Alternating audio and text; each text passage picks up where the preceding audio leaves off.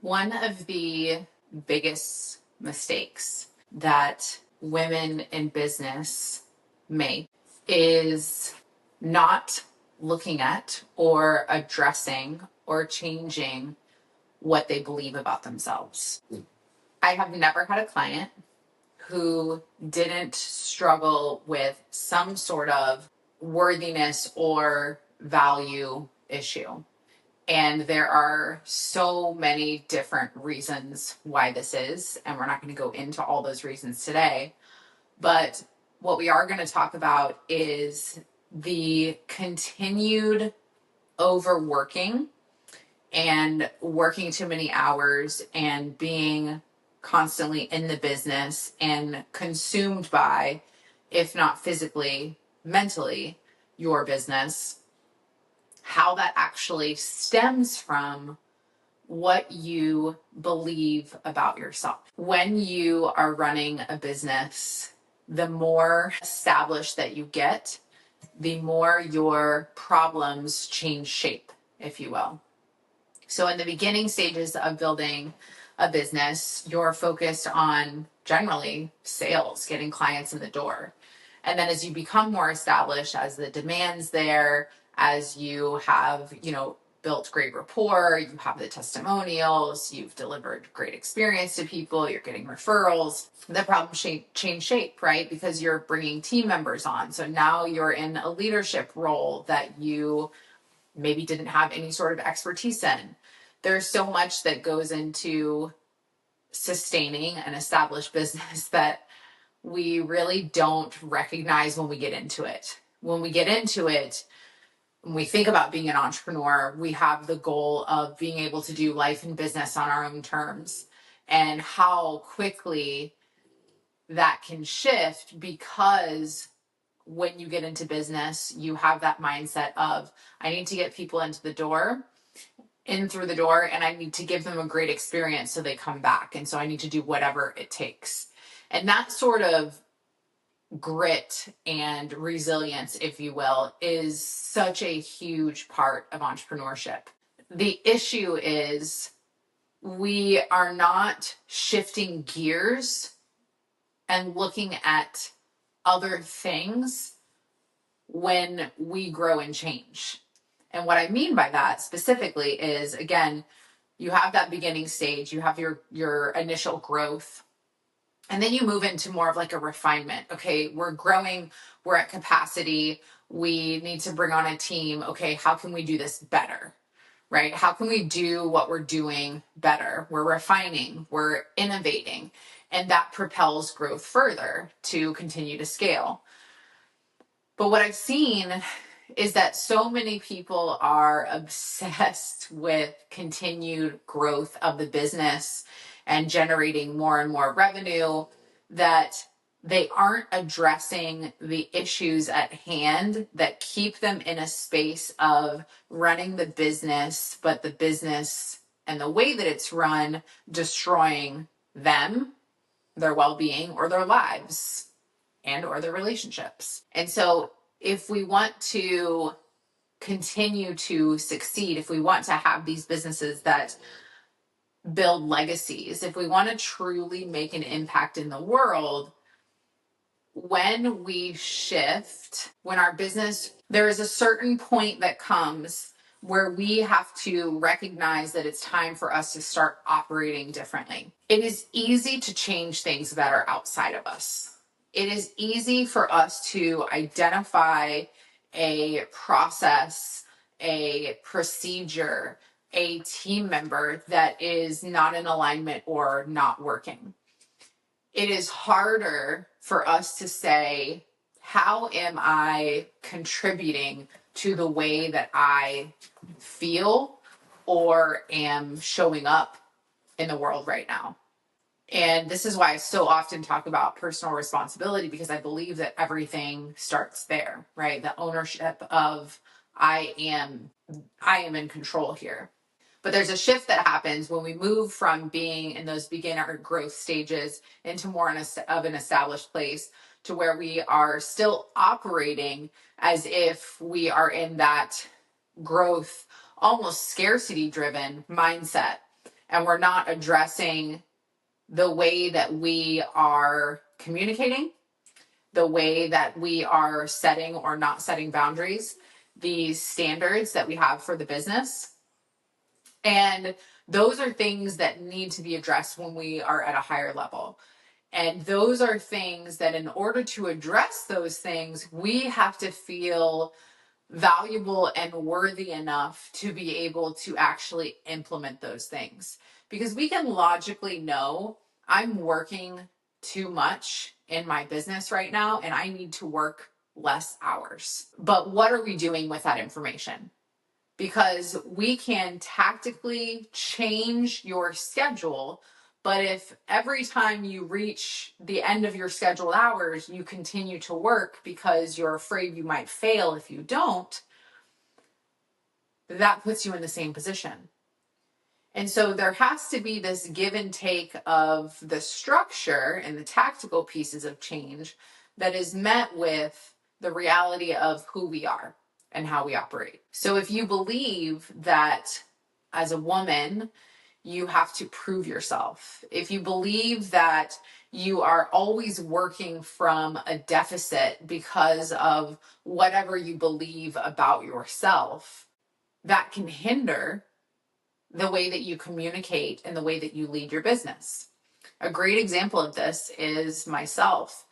When I started advising on businesses, and particularly in the arena of potential and growth and bigger, I remember there were so many instances in which I was, even with clients, right? The clients that were bringing in more revenue or had bigger teams than me, there was like this heaviness and this imposter syndrome.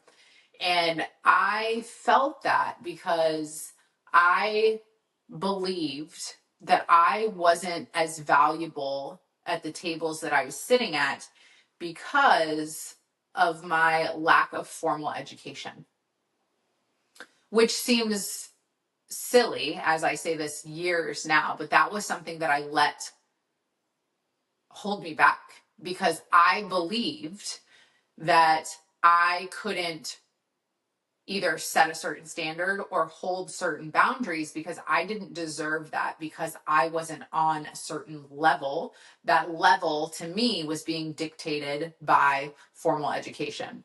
So we all have these things that we say, oh, this dictates our worthiness, this dictates how much we can charge, this dictates the boundaries that we can set, this dictates what people think about me, this dictates how I perform, right? We all have these things that we believe about who we are. And those beliefs are always going to dictate the action that we take. And so this is how continuance of overworking and running ourselves into the ground and not paying attention to our own needs, be that emotionally in our relationships, etc. This is how it is connected, because we are doing that because we are valuing whatever we are saying dictates that level of where we want to be. Everybody wants to be taken seriously. Everybody wants to succeed. Everybody wants to make more money. Everybody wants to make a great impact. Everybody wants to help people. Everybody wants to make whatever their mark is on the world. Everybody wants that. Everybody wants to lay their head down at night and feel like they did something good in the world today, right?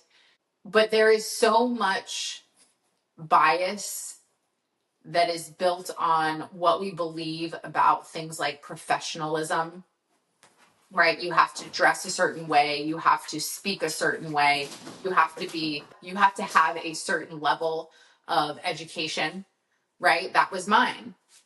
And so because I believed this was the mindset of, okay, well, I'm working from a deficit. Since I don't have the formal education that I believe is needed to be where I am or where I'm going to make up for it by sacrificing myself in different ways or trying to prove myself in different ways. And so this is the trap that I was in and that so many of my clients are in, because they are just not willing to address the reality of the behaviors and the actions that we take are a result of what we believe about ourselves. And if we believe that we are not enough, if we believe that we need to hit a certain milestone or have a certain achievement before we can qualify, it keeps moving the goalposts further and further away to where really we just are never enough. And so then we fall into the trap of comparison, where it's like, oh man, they're up there. They must be so confident and so secure. And if there is anything that I can tell you in working with women of all income levels, I will tell you that even at the highest level, my highest earners, there is still imposter syndrome and fear and scarcity and all of these things that you think automatically disappear at a certain level. They are still very much alive. And so as women, there is a frustration that I have because this proving energy, right? This idea of, okay, I need to work harder because I'm a woman. I need to make up this qualification that I don't have by, working later hours. Whatever the things that we're telling ourselves, this is so frustrating to me because it takes us out of the driver's seat. It puts the control in external circumstances. It tells us that, well, since I am here and I don't have this, I can't do that. And this is why so many women business owners feel like they have to answer messages within 2 hours or 2 minutes, right? This is why so many business owners feel like they can't be fully present because they have to always be on, because we have to offer a certain level of client experience to make sure that everybody is well taken care of. And we're not stopping to think for a second of what exactly does that look like, and who are we trying to prove something to, and what are we trying to make up for, and who actually said that anything that we are assuming about ourselves that is not enough actually isn't enough. I have never had someone question me because I don't have a college degree. I have never had somebody not hire me because I don't have a college degree. Yet for so many years, I thought, well, since I don't have that, I need to make it up in all these other ways.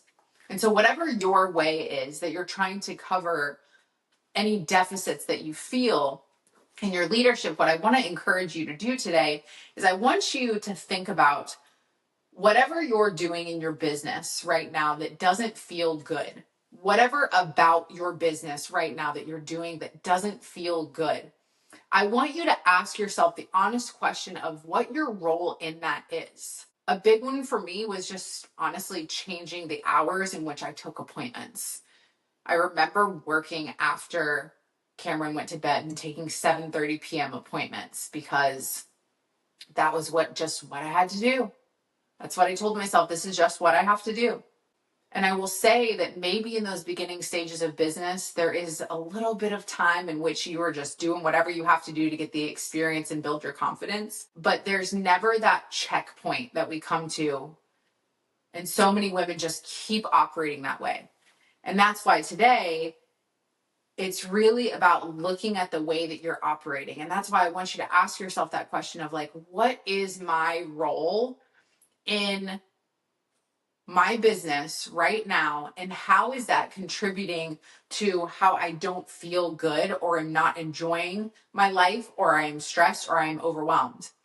If you are overwhelmed because your calendar is so full, it is your job when somebody asks for an appointment to you to say that you're at capacity and or offer different appointment times that are weeks or months later.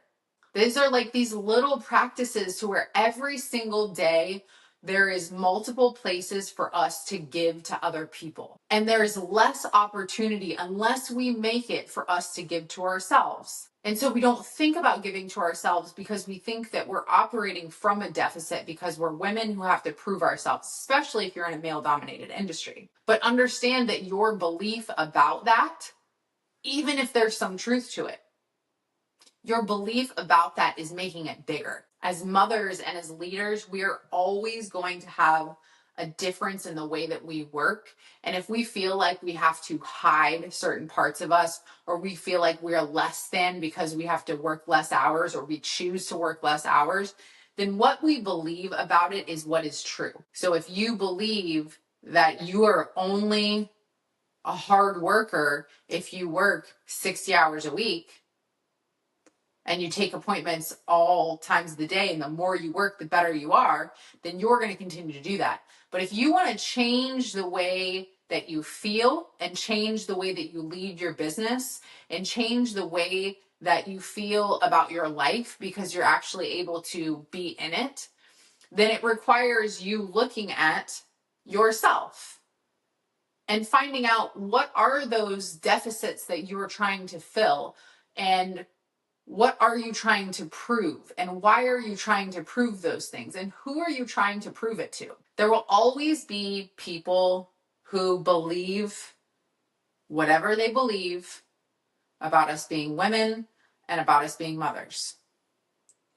We will never be able to change what other people think about us, but we can change what we think about ourselves. We can take an opportunity to say, you know what?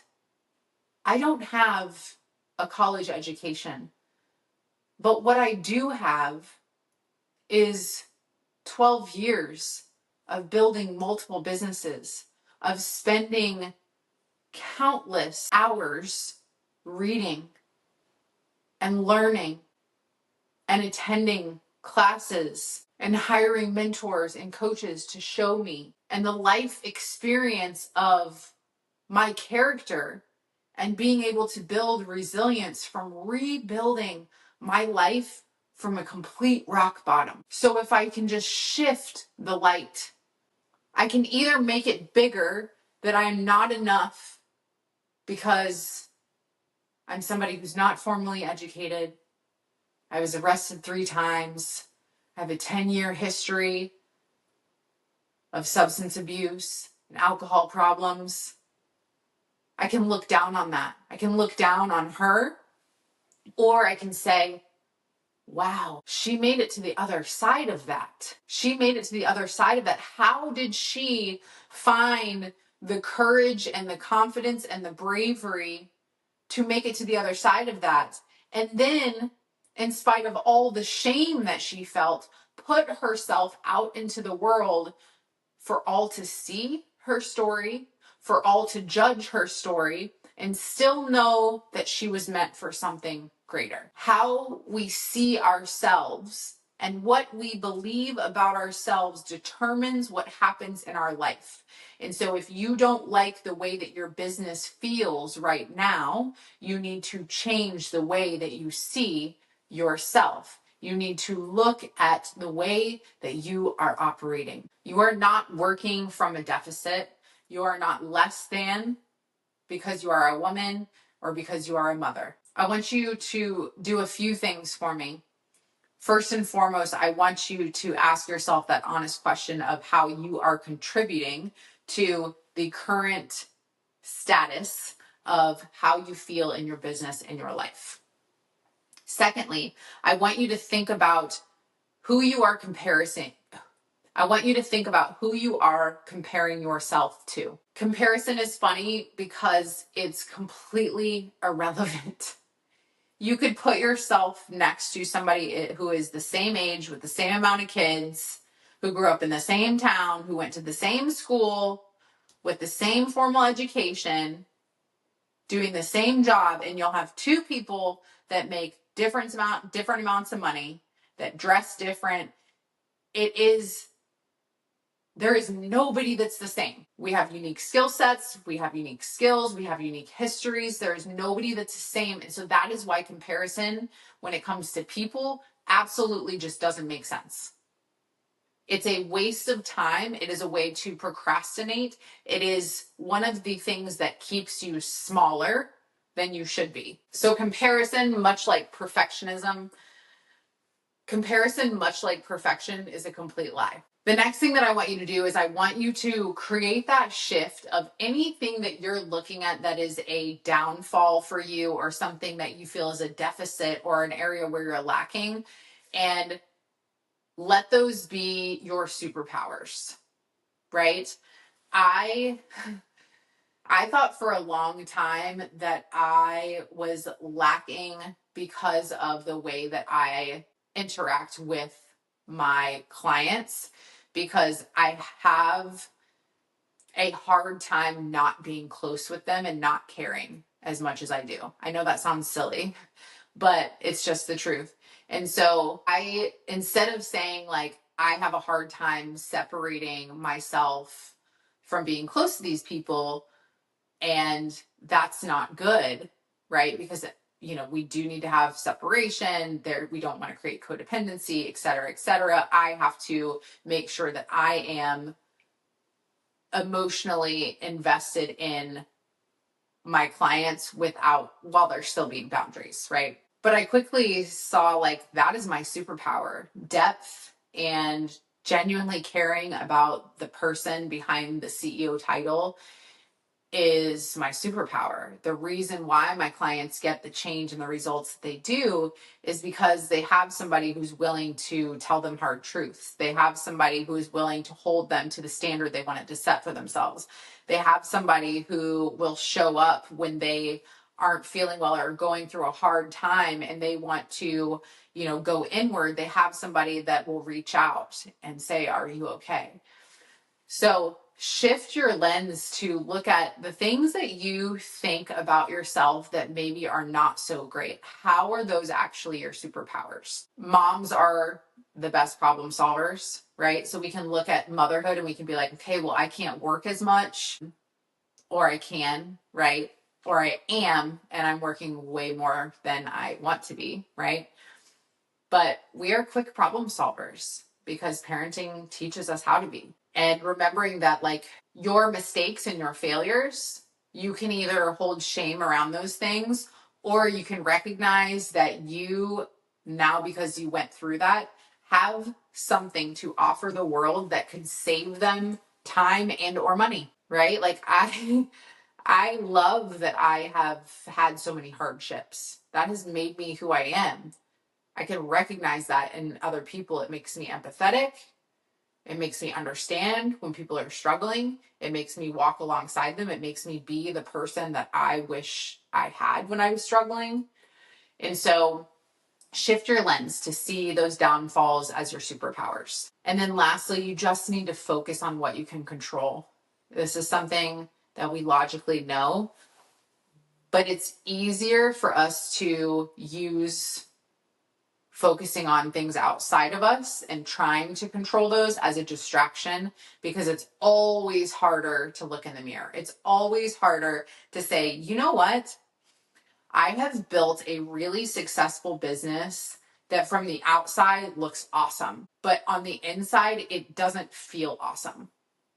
And my doing and role in that is that I have not held to my boundaries that I need to support my well-being and be with my family. That's a hard truth to tell yourself, but that acceptance and that awareness, you can create change from that.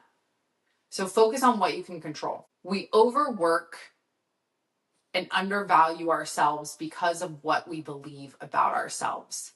And the only way to change that is to look at what we believe, why we believe it, and shift it. I hope that this has given you some food for thought today in the way that you operate as a leader. I hope that if you feel like you are always overworking and you feel constantly stressed and overwhelmed, and you know that you need a change, that you be willing to take responsibility for the role that you need to play in that change and who you need to be to lead that change. And I want to tell you about a really exciting opportunity that I have put together. So for a long time, I have found myself as a connector and community builder for my clients. And I wanted to create a space in which women could get what I'm teaching my private clients in a format that would also allow them to build network, referral partners, and true friendships. And so what I've done is I put together a program called the Mom Founders Inner Circle. And right now I have a wait list open, and you can get on that wait list. There's no cost to join the wait list. And this program is going to be a year-long training and coaching program where I am going to teach you my signature mom founder method. I'm going to teach you how to operate differently as a leader, as well as all the structural change that you need inside your business and in your mind and in your heart to be a better leader and run a business that is not draining you. So you can get on this wait list. If you get on the wait list, you save $6,000, which is a pretty amazing deal. And then we also get to do a one-on-one call together to kick things off. So I get to learn and give you some initial strategy for your next steps. So we are going to be going through 3 different phases. We're going to be cleaning up and clearing out your business, kind of looking at those things that you've been avoiding. We're going to be creating solutions for things inside your business to help you continue to grow, but have that growth without adding more work onto your plate. And then we're going to look at further expansion. We're going to look at what do you need to grow bigger, but again, with less time, with more presence in your life. And so this is the work that I've been doing with private clients for years. I'm finally putting it in a group program that is going to be a teachable format that will also allow you to get coaching. And it's going to be really brilliant. And I'm really, really excited about it. So I hope that you will get on the wait list. We will put that in the show notes. And I will see you guys next week.